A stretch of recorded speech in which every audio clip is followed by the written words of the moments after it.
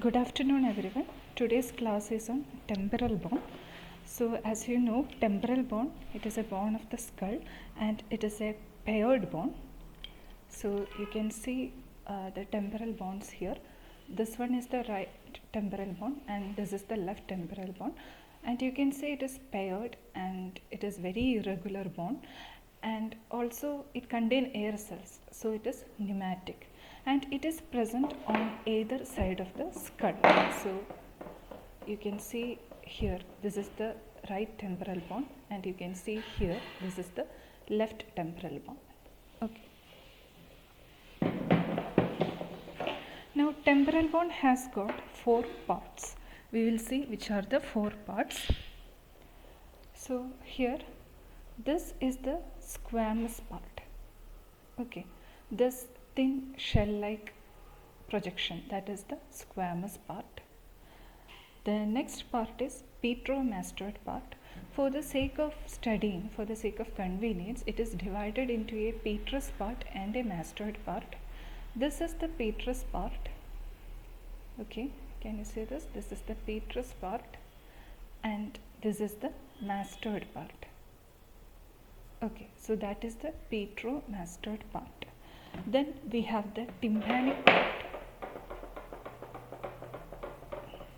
This is the tympanic part, if you can see here. This triangular piece of bone, this triangular piece of bone is the tympanic part.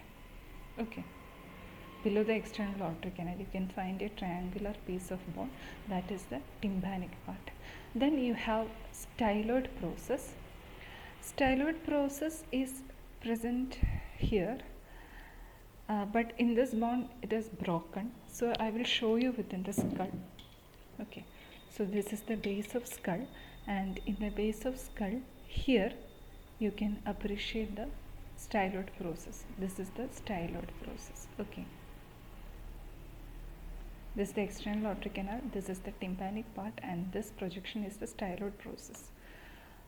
Okay, it is almost 1 inch in length, that is the styloid process.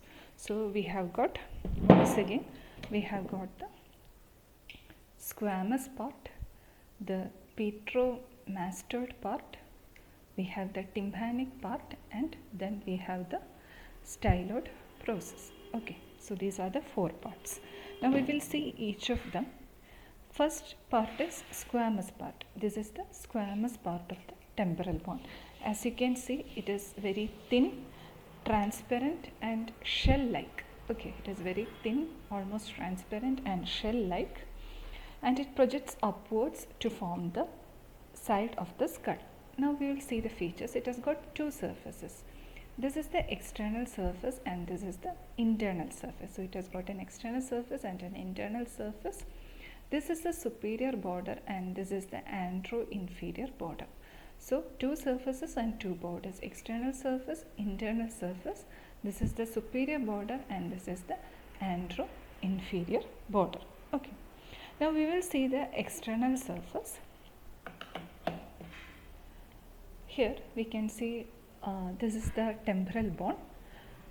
This is the temporal fossa. So temporal bone is forming the floor of the temporal fossa. Okay. And the external surface, it is grooved in the center by the middle temporal artery.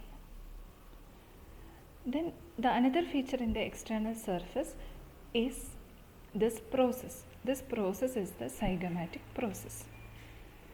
Okay, as we trace it forward, we can see that the zygomatic process of the temporal bone, it is articulating with the temporal process of the zygomatic bone. This is the zygomatic bone or the cheekbone, and this is the temporal process of the zygomatic bone. This is the zygomatic process of the temporal bone. So the zygomatic process of the temporal bone and the temporal process of the zygomatic bone is joining each other here to form the zygomatic arch. Okay. Then as we trace the zygomatic arch or the zygomatic process posteriorly, here we can see an eminence. That eminence is the articular eminence, and behind the articular eminence we can see a fossa. This fossa is called the mandibular fossa. Okay, so this is the zygomatic process of temporal bone. This eminence here, that is the articular eminence, and behind the articular eminence there is a fossa. That fossa is the mandibular fossa, and here is the mandible articulates here to form the temporomandibular joint. So this is a mandible. Okay, so mandible will articulate here to form the temporomandibular joint in the mandibular fossa. So the squamous part of temporal bone is also forming the articular surface of the mandibular fossa. This is the articular surface of the mandibular fossa. The mandible will come and articulate here. It is the smooth articular surface of the mandibular fossa, and it is formed by the squamous part of temporal bone. This is the non-articular surface of the mandibular fossa. This non-articular surface of the mandibular fossa is formed by the tympanic part of the squamous temporal bone. So this is the mandibular fossa. So on the external surface, it forms the floor of the temporal fossa. We have the middle temporal artery grooving it. Then we have the zygomatic process, which is articulating with the temporal process of zygomatic bone to form the zygomatic arch. We have the articular eminence. Behind the articular eminence, we have the mandibular fossa. In the mandibular fossa, the articular surface is formed by squamous part of temporal bone. Now we will go to the interior. Okay. In the internal surface, we can see that this is the internal surface of the squamous part of temporal bone. You can see how irregular it is. It is irregular, corresponding to the sulci and gyrae of the temporal lobe of the brain. Okay, and it is grooved by the middle meningeal artery. The external surface is grooved by the middle temporal artery, whereas the internal surface is grooved by the middle meningeal artery. Now we will come to the petromastoid part. As I told earlier, petromastoid part, for the sake of convenience, is generally divided into two parts, the mastoid part and petrous part. This is the petrous part, okay, and this is the mastoid part. Okay. So first we will deal with the petrous part. Okay. So the petrous part, the term petrous, it is derived from the term petra. Petra means rock. It is called petrous because it is the hardest part of the petrous bone, hardest part of the temporal bone. Okay. It is very hard because it is lodging very important structures like middle ear, inner ear, and internal carotid artery. Petrous part of internal carotid artery. So the three important structures located within the petrous part of temporal bone are middle ear, inner ear, and petrous part of internal carotid artery. Now, if you can see, it is pyramidal in shape, right? So it has got an apex and has got a base. And as you can see, the base is fused with the rest of the temporal bone, right? The base is fused here with the rest of the temporal bone, and this is the apex. Now, this apex I will show you here. So here, this is the petrous part of the temporal bone, and this is the apex, right? And the apex is participating in the formation of a foramen. You can see that the sides of this foramen, it's very irregular, it is lacerated. That is why that foramen is known as foramen lacerum. Okay, so the apex participates in the formation of a foramen, and that foramen is known as foramen lacerum. So if we look in the apex, we can see an opening here. This opening is the exit of the internal carotid artery. From the inferior surface, here there is an opening. The internal carotid artery enters the carotid canal through this opening on the inferior surface, and it will come out of here. And the internal carotid artery will pass through the foramen lacerum to enter the cavernous sinus. Okay, so this is the carotid canal. From the inferior surface, the internal carotid artery enters and it comes out at the apex through this foramen. That is internal carotid artery coming out. So it is the carotid canal, the entry and exit, and the carotid artery will come out of this. Very important. Okay. Then coming to the Surfaces and borders. So we have already seen the base and the apex. Now we will see the borders and the surfaces. It has got three surfaces. Okay, this is the anterior surface. This is the posterior surface, and this is the inferior surface, and it has got three borders. There is an anterior border, there is a superior border, and a posterior border. So three surfaces and three borders: anterior surface, posterior surface, and inferior surface. Three borders: anterior border, superior border, and posterior border. Okay, now we will see each surface. Okay, so first of all we are talking about the anterior surface. In the anterior surface, this is the anterior surface. Okay, so in the anterior surface, from medial to lateral, which are the structures that you have to identify? Most medially you will find a depression. Okay, here you can see the depression. This depression is for the trigeminal ganglion. Okay, that is the trigeminal impression for trigeminal ganglion. If you recall, trigeminal nerve is our fifth cranial nerve, and it is a ganglion of our fifth cranial nerve, trigeminal ganglion. Then if you look carefully, you can see two grooves here. Okay, two grooves here. These are the grooves for greater petrosal nerve and the lesser petrosal nerve. The greater petrosal nerve is a branch of facial nerve. Okay, it is a branch of facial nerve. It joins with the deep petrosal nerve to form the Vidian nerve. Okay, so you know the internal carotid artery comes out through here into the foramen lacerum. Then surrounding the internal carotid artery there is a sympathetic plexus. It is from the sympathetic plexus that the deep petrosal nerve arises, and this deep petrosal nerve combines with the greater petrosal nerve to form the Vidian nerve. The groove very next to the greater petrosal nerve is the groove for lesser petrosal nerve.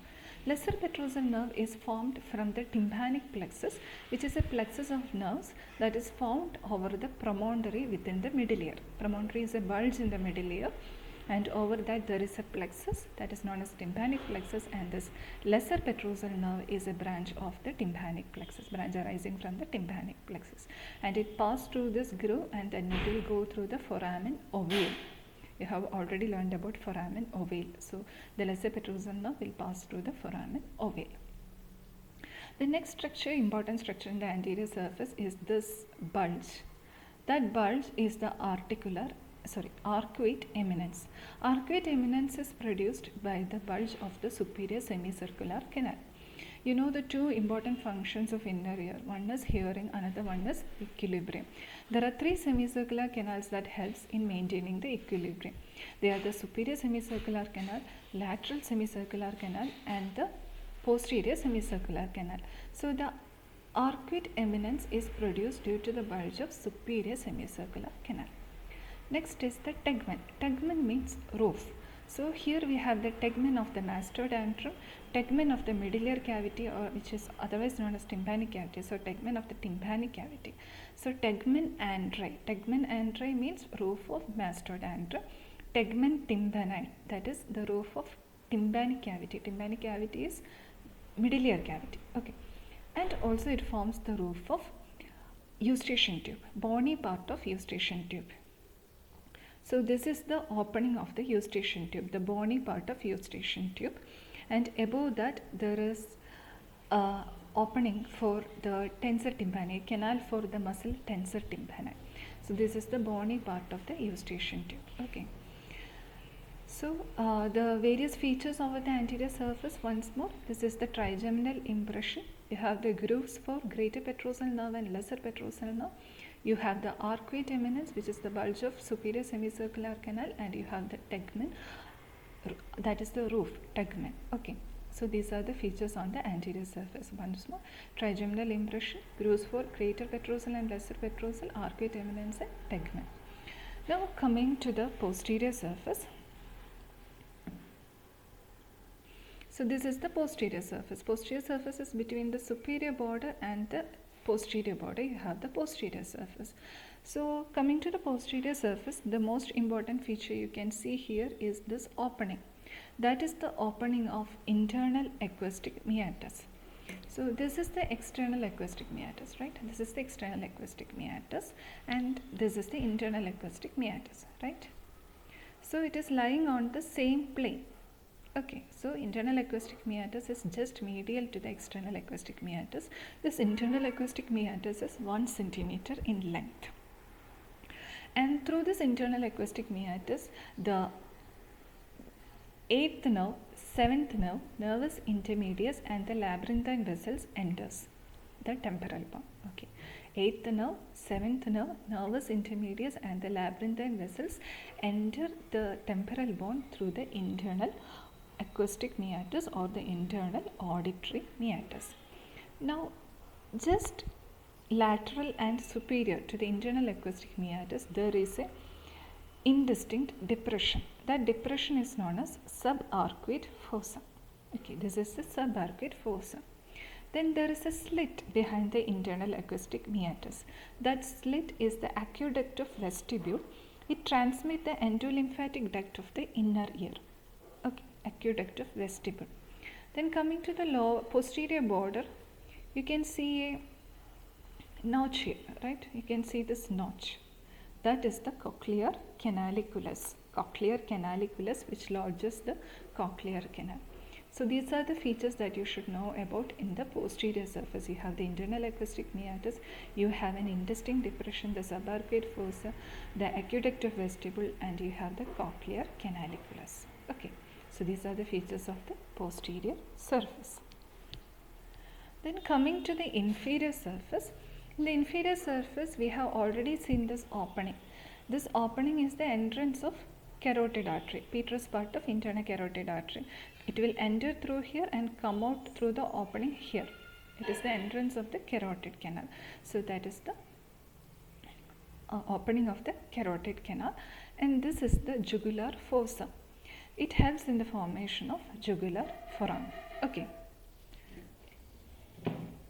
Here, this is the jugular foramen. Okay. So jugular fossa helps in the formation of this jugular foramen. Okay.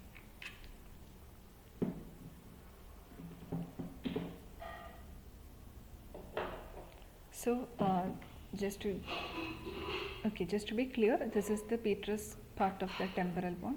If you can see this. Okay, this is the anterior cranial fossa, this is the middle cranial fossa, and this is the posterior cranial fossa. You can see that the petrous part of temporal bone is wedged between the middle cranial fossa and the posterior cranial fossa. The anterior surface of the petrous temporal bone forms the posterior boundary of the middle cranial fossa, and the posterior surface of the petrous bone forms the anterior boundary of the posterior cranial fossa. Okay. Now coming to the superior border of the, this is the superior border, right? Superior border of the petrous temporal bone. The superior border of the petrous temporal bone is a sharp crest which intervenes between the middle cranial fossa and posterior cranial fossa, and it is grooved by the superior petrosal sinus. Then towards the medial end, when we reach the apex of the superior border, there is a ligament here between the petrous bone and the sphenoid. This is the sphenoid, right? This is the sphenoid. So there is a ligament here. That ligament is the petrosphenoid ligament. Importance of this ligament, petrosphenoid ligament, is that beneath the petrosphenoid ligament passes the abducens nerve. Okay, abducens nerve passes deep to the petrosphenoid ligament. That is the importance of petrosphenoid ligament. It goes from the apex to the sphenoid bone. The superior border apex at the superior border to the sphenoid bone, that is the petrosphenoid ligament, and underneath the petrosphenoid ligament passes the abducens nerve. Petrosphenoid ligament is also known as ligament of Gruber. Okay, now this is the anterior border. You can see this is the anterior border, right? This is the anterior border of the petrous part of temporal bone. So when we look from inferior, okay, this is the anterior part of the anterior border of the petrous part of the temporal bone. You can see that the medial aspect of the anterior border of temporal bone, it along with the sphenoid bone forms a sulcus. Can you see that? That is the sulcus tubae. So this is the opening of the bony part of eustachian tube, and this sulcus tubae lodges the cartilaginous part of eustachian tube. So eustachian tube has got a bony part and a cartilaginous part. So the bony part, it opens here, and the medial part of the anterior border of the petrous bone and the sphenoid together forms a sulcus that is known as sulcus tubae, a sulcus that lodges the tube. It lodges the cartilaginous part of eustachian tube. Okay. Then coming to the posterior border, you can see that this is the posterior border. This is the posterior border of the petrous part of temporal bone. And you can see that medially, this posterior border is articulating with the basilar part of occipital bone. Once more I repeat, this is the posterior border. The medial part of the posterior border, this is articulating with the basilar part of occipital bone, and there is a groove here, and that groove lodges the inferior petrosal sinus, whereas the lateral part of the posterior border participates in the formation of jugular foramen.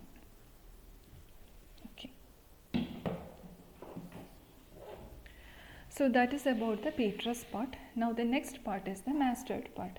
This is the mastoid part. As you can see, it is lying behind and below the squamous part. This is the squamous part, and it is lying below and behind the squamous part. This is the mastoid part. Okay. So the mastoid part contains mastoid air cells. So that part is pneumatic. It contains mastoid air cells. Okay. And you know this process, that process is called the mastoid process.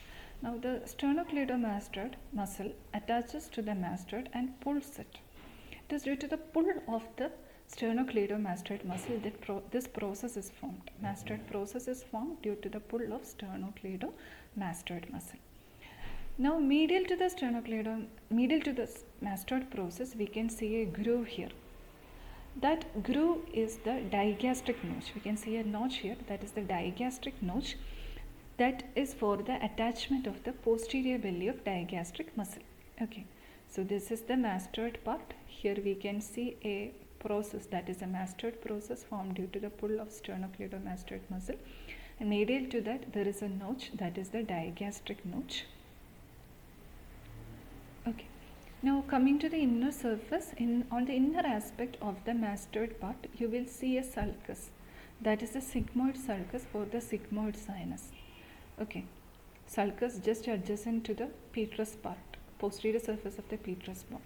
This sulcus is called the sigmoid sulcus, that is for the sigmoid sinus. Okay.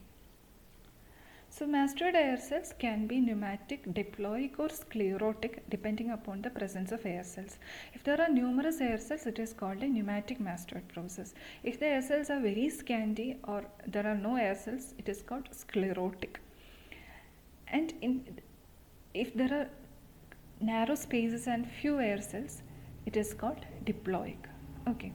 Now the importance of mastoid is the middle ear infections. The ear infections can spread into the mastoid, and it can cause acute mastoiditis or chronic mastoiditis or mastoid abscess, like that. Okay.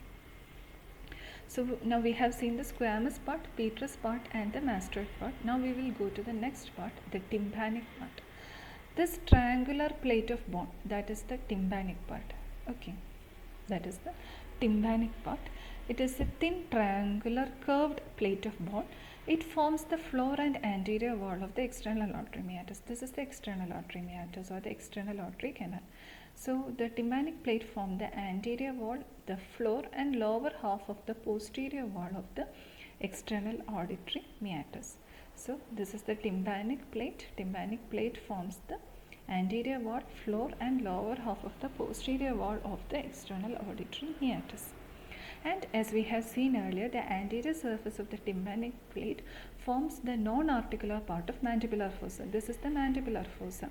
Squamous part is forming the smooth articular surface of the mandibular fossa. Tympanic plate is forming the non-articular, rough non-articular part of the mandibular fossa. And this part of the tympanic plate, this anterior surface of the tympanic plate, is related to the parotid gland. Okay, so remember, this is the tympanic plate. Okay, then the next part is styloid process. Styloid process I have shown you here. This is the styloid process, and it is a slender bony projection, very slender bony projection. It is about 1 inch in length, and it extends downwards and forwards under the surface of tympanic plate. The tympanic plate sort of encircles it. Can you see here? This is the tympanic plate, right? So this is the styloid process. Okay. And there is a foramen here. Between the styloid process and the mastoid, there is a foramen. That foramen is known as stylomastoid foramen. Okay, foramen between the styloid process and mastoid is stylomastoid foramen. Importance of stylomastoid foramen is the facial nerve comes out of the temporal bone through this foramen, the stylomastoid foramen. Okay. Now, I have to tell you one more thing. The external auditory canal. Okay. So the external auditory canal or the external acoustic meatus, this is the bony part of the external acoustic meatus. External acoustic meatus has got a cartilaginous part and a bony part. So this is the bony part of external acoustic meatus, and it opens behind the mandibular fossa. This is the mandibular fossa. So it is opening behind the mandibular fossa. So you have the articular eminence, the mandibular fossa, and the external acoustic meatus. And one more thing is suprameatal triangle or the McEwen's triangle. That is, if you trace the zygomatic process posteriorly, you can see it is forming a crust here. That crust is known as suprameatal crust. Okay, so if we draw a tangent to the posterior wall of the external auditory canal, a triangle is formed between the suprameatal crust, this tangent, and the posterior wall of the external auditory canal. That triangle is known as McEwen's triangle or the suprameatal triangle. Importance is, if you want to reach the mastodantrum, the surgeon has to drill here. You drill here, you reach the mastodantrum. That is the importance of McEwen's triangle. Okay. Thank you.